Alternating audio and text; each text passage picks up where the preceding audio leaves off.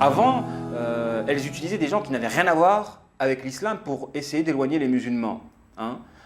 Mais la nouvelle stratégie, c'est qu'elle va utiliser des porte-paroles ayant une audience au sein de la communauté musulmane afin de mieux tromper, donc des gens qui auront des arguments puisés du Coran pour pouvoir égarer, comme les coranistes, qui vont venir avec le discours de le hijab n'est pas obligatoire et qui va pousser beaucoup de nos sœurs à l'enlever à cause de la faiblesse spirituelle et doctrinale. Certaines sœurs vont se réfugier auprès de ces propos égarés. Alors je le précise, j'ai envie de faire un petit hors-sujet par rapport au hijab.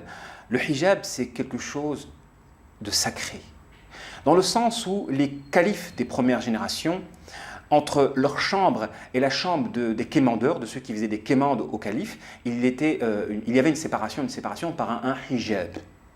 Donc le hijab, c'est quelque chose qui sépare le domaine sacré du domaine mondain, ouvert, réservé aux étrangers. Donc en fait, le hijab, c'est la barrière qui sépare l'intime, le privé du public et de l'étrangeté. En l'occurrence, ceux qui peuvent traverser ce hijab-là, ce n'est pas tout le monde, ce sont ceux qui ont des droits, les droits d'accéder à l'intimité. Donc le hijab, en réalité, il est là pour mettre une barrière entre ce qui est sacré et ce qui n'est pas sacré. Ce n'est pas une question de pulsion, de libido, comme ceux qui le comprennent mal. Hein. Et Allah subhanahu wa ta'ala a un hijab, le hijab qui sera levé pour les croyants qui pourront l'observer dans toute sa grandeur et sa splendeur le jour de la résurrection, le jour du jugement dernier, pour ceux qui rentreront justement au paradis. Donc, ce n'est pas un signe de soumission et de rabaissement.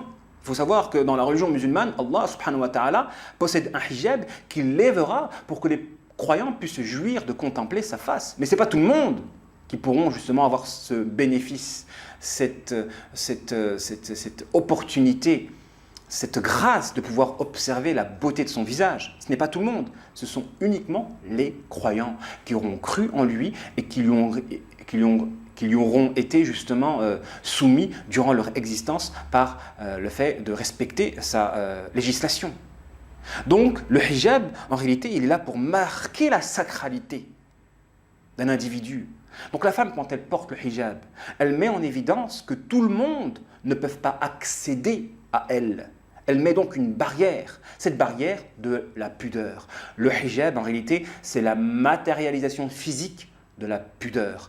Ceux qui peuvent pénétrer l'espace de mon intimité, donc les maharim, pourront me voir sans mon hijab. Par contre, les étrangers, et je dois mettre une barrière vis-à-vis des étrangers, parce que celui qui justement n'a pas de pudeur fait ce qu'il veut. Généralement, un fou, on le reconnaît au fait qu'il n'a pas de pudeur et qu'il n'a pas de barrière. Et à partir du moment où il n'a plus de barrière, les gens ne le respectent plus. Quand on n'a plus de barrière, les gens ne nous respectent plus. C'est comme ça qu'on peut analyser le fait que certains enfants ne respectent pas certains adultes quand les adultes commencent à rigoler avec eux. Pourquoi ? Parce qu'ils lèvent des barrières. Donc le hijab, il a une signification profonde et forte. Et vous avez des gens à l'heure d'aujourd'hui, malheureusement, qui sont égarés, les libéraux, les coranistes, qui veulent enlever justement au hijab son caractère obligatoire.